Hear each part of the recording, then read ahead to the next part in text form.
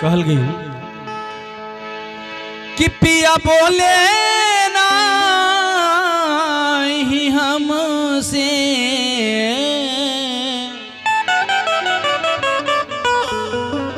कौन पिया तो जोन पिया ही बोलत रे जब ले भीतर बोलत हूं बड़ा ही पिजरा अनमोल है बाबू जे दिन बोलल छोड़ दी हन तो वह कहे कि हुई ठठरी छाड़ चला बंजारा। क्या बात। तब पिया बोले नहीं हमसे अरे गांठ परी तब पिया बोले नहीं हमसे गांठ परी सैया बोले नहीं हमसे गांठ परी गांठ परी रे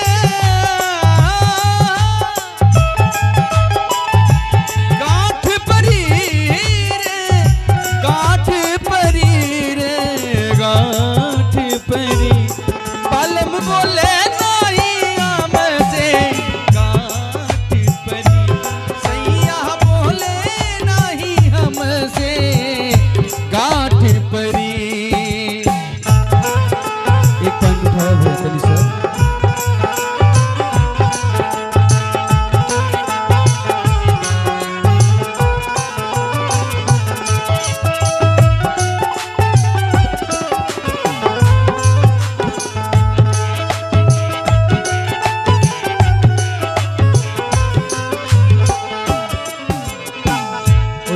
कहता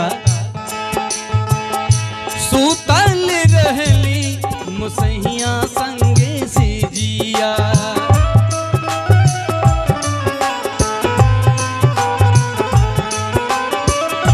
सैया संग से जिया हो पिया संग से जिया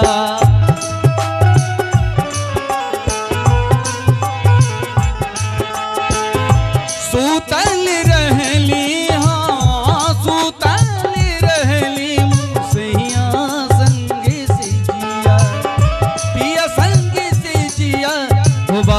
संगी से जिया पलक गिरत में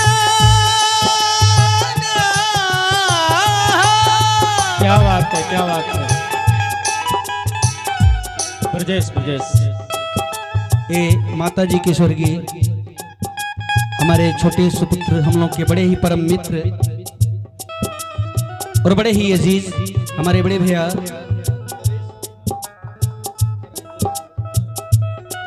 ब्रजेश गुप्ता जी के कर कमलों द्वारा ये पुनः 500 रुपये से स्नेह भरा सम्मान आया कि पलक गिरत में निकस गए घर से।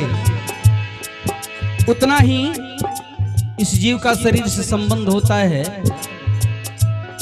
लोग जगे रहते हैं अगल बगल रहते हैं लेकिन वो पिया किस तरीके से कैसे निकल जाता है कि रंग महल के 10 दरवाजे ना जाने कौन सी खिड़की खुली थी रंग महल के 10 दरवाजे ना जाने कौन सी खिड़की खुली थी सैयानी कैसी गए मैं ना लड़ी थी सैयानी कैसी गए मैं ना लड़ी थी सर को झुकाए मैं तो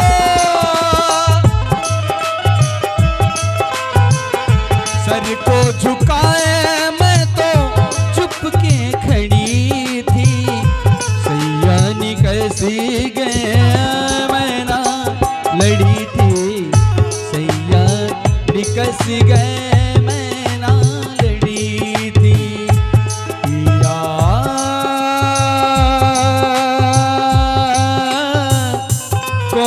गली गली श्याम सुखना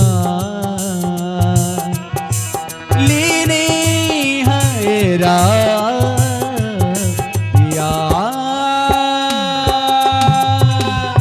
कौन गली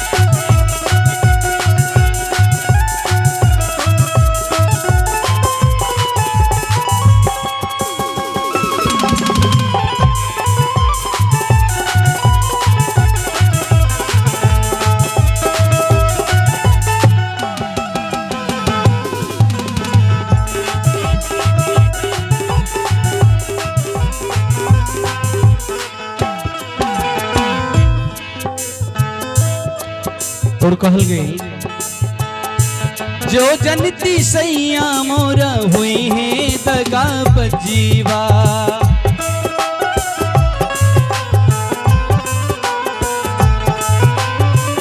हुई है दगा बजवा, वो हुई है दगा बजीवा।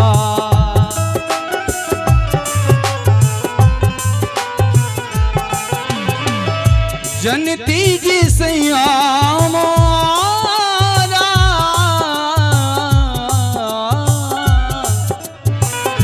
जनती जी सैया मोरा हुई है दगा बजीवा, हुई है दगा बजीवा, वो हुई है दगा बजीवा।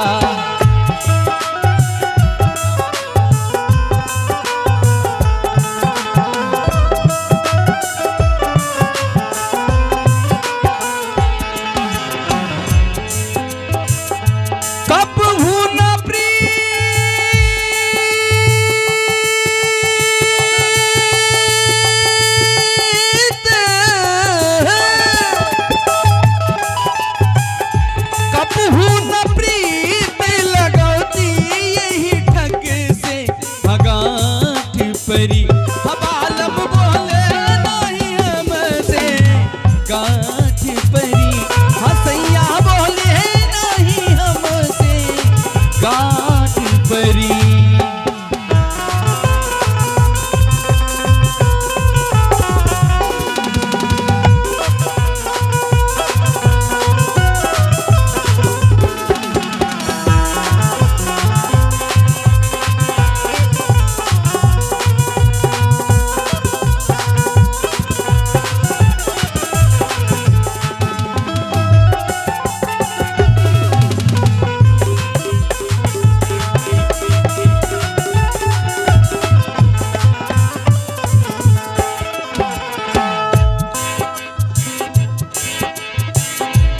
अपने आमों सैया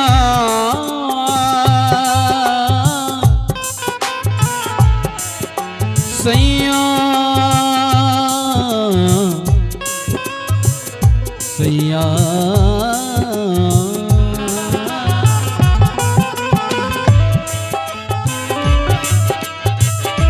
अपने मोसैया के आप से जगायो,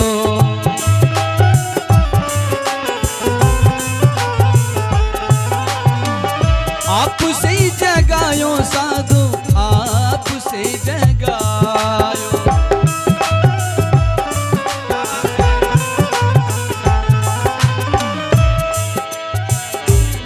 कौन ऐसन भूले,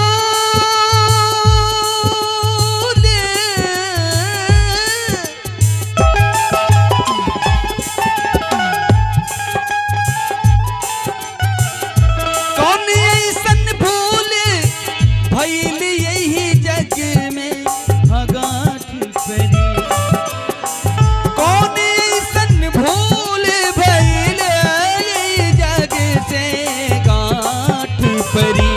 अभिया बोले नहीं हमसे गाठ परी, सैया बोले नहीं हमसे गाठ परी।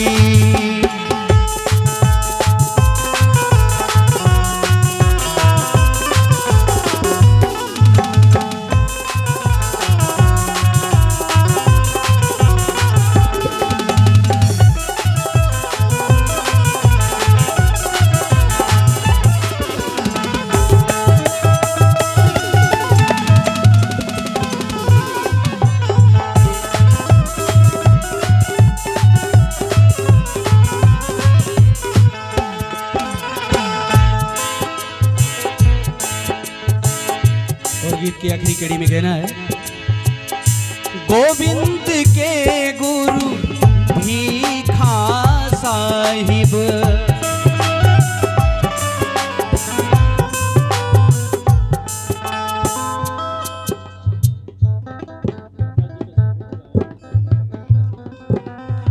ईश्वर की माता जी के ये सुपुत्र गण बड़े भैया परम श्रद्धेय लभ्य प्रतिष्ठित आप सतीश चंद्र गुप्ता जी के कर कमलों द्वारा 1000 रुपये से स्नेह भरा सम्मान आया। मैं कोट कोट सा नमन बंदन करता हूँ। पूरे आवाम को चरण बंदन करते हुए आशीर्वाद के प्रतीक्षा रहेंगे। माता जी के महान आत्मा के लिए बार बार प्रार्थना रहेगा, परमात्मा उन महान आत्मा को सुख समृद्धि प्रदान कर। लेकिन भजन कह रही है, गोविंद के गुरु, गोविंद के गुरु भीखा साहिब,